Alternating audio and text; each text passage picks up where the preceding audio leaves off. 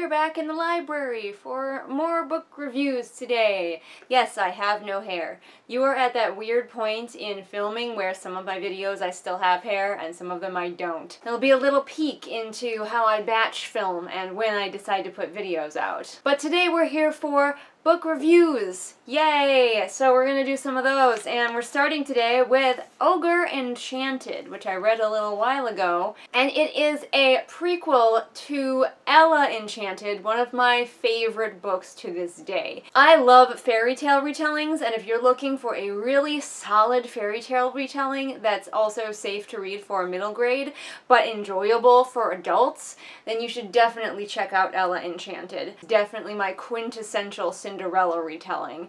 Except, of course, Ever After, but that's a movie. I hadn't really looked into any of the other books by the author of Ella Enchanted, and then I just happened to be looking at my Overdrive app, as I do. You guys know I do. And there was Ogre Enchanted, and I was like, this could be fun. I love Ella. Let's check this out. So let's see what I thought of Ogre Enchanted. Let's use my laptop Candy to read the synopsis really quick. In this prequel to Ella Enchanted, which can stand on its own, which is true, young healer Evie is transformed into an ogre by the meddling fairy Lucinda. She'll turn back only if someone proposes and she accepts. Evie is happiest when she's healing people, diagnosing symptoms, and prescribing medications, with the help of her beloved friend and test subject, Wormy. So when Wormy unexpectedly proposes to her, she kindly turns him down. She has far too much to do to be marrying anyone, and besides, she simply isn't in love with him. But a certain meddling fairy named Lucinda has been listening in, and she doesn't approve of Evie's rejection. Suddenly, Evie finds herself transformed from a girl into a hideous, hungry ogre. Evie now has only 62 days to accept another proposal, or else she'll be stuck as an ogre forever. If you are familiar with Ella Enchanted, like, I was listening along and when Lucinda shows up, the fairy Lucinda, like, I literally said aloud, fucking Lucinda! And if you read the books, you will understand that reaction. I did actually read this right after I read A Ballad of Songbirds and Snakes, or Snakes and Songbirds, I can never remember which order it goes in. And I gotta say, of the two prequels that I unintentionally read back to back, this one is way, way better. This one ties back subtly and pleasantly to the original book and makes me want to reread Ella to see how everything fits together, unlike the Hunger Games one. A complaint I did have is because this is a middle grade book, the main characters are fairly young, in their early teens or thereabouts. I think maybe the main character is like, I think maybe 16 by the end? Something like that. But they act much older, and I was just ended up feeling frustrated and wishing they could be older instead of having to be young on paper but act more like adults. Young people can enjoy reading stories about adults as long as the subject matter is interesting to them. The beginning of this book is a little bit flawed. It hits you hard and fast. It throws you right into the story. And as a result, it can be a bit telly and just like this, instead of letting things flow and come from the characters, which does begin happening later. But honestly, the way this book started, I almost put it down. But I knew that I always give books a bit longer than just their beginning to hook me, and I'm glad I did. But this book's beginning is the most flawed part in my opinion.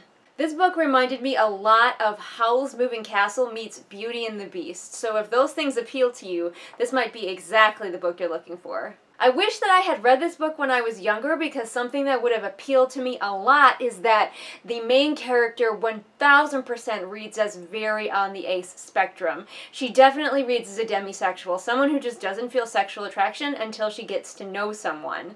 And as a result, like, some of the best scenes are her trying to figure out, like, what does attraction even feel like? She might even be demi-romantic as well.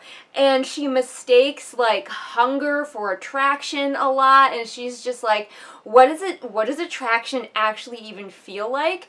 And as a young person, as a young asexual, I would have really enjoyed reading that. But even as a grown-up adult asexual, I really loved this angle of her just trying to figure that out and being so, like, baffled by it, because she's supposed to fall in love with someone and get a marriage proposal, and she's trying to figure out how to do that because she doesn't want to be an ogre forever. But, like, she just has no idea what attraction is or how it feels or anything.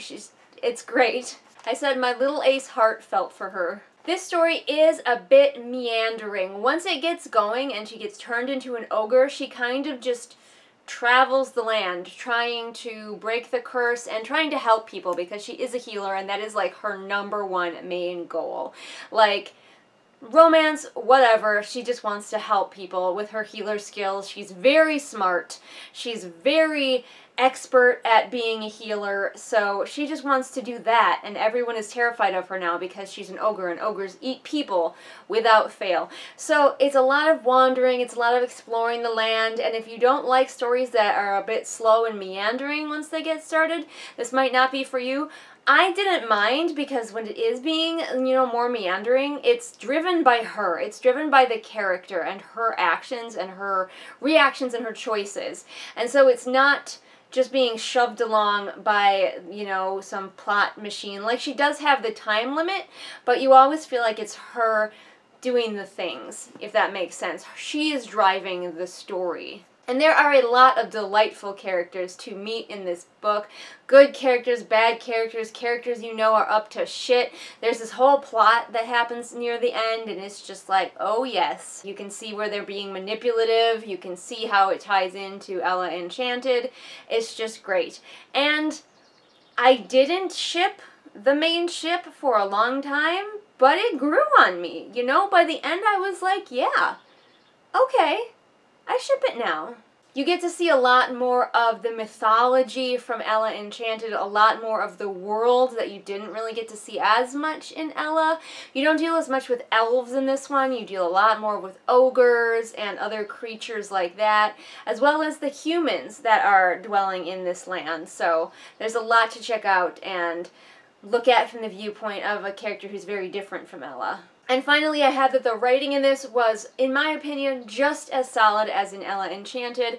The structure of the story is a little bit different. I don't think it's quite as good as Ella, but it definitely was so enjoyable and heartwarming to read. So definitely check it out. I really encourage you to read it aloud. If you have kids, read it aloud to them. But even as an adult, I very much enjoyed listening to it, because I was, listening at work like I always do. And I'm definitely going to find other Gail Carson Levine books and read more of them, because I forgot how just utterly enchanting I find her style and her characters. I don't read much middle grade, but her middle grade books are definitely a cut above, and I very much recommend them. So those are my thoughts on Ogre Enchanted. Have you read it or any other of Gail's books? Definitely consider giving them a look.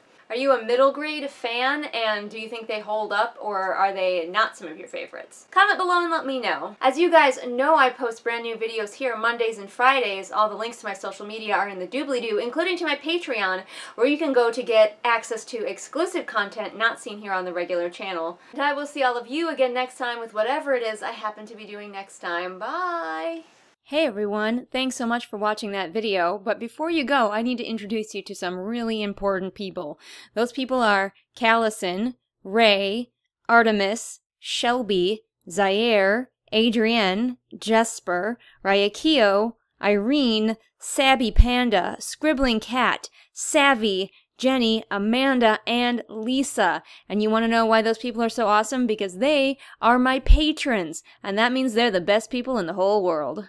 Somebody once told me the world was gonna roll me. I ain't the sharpest tool in the shed. And she was looking kinda dumb with her finger and her thumb and the shape of an L on her forehead.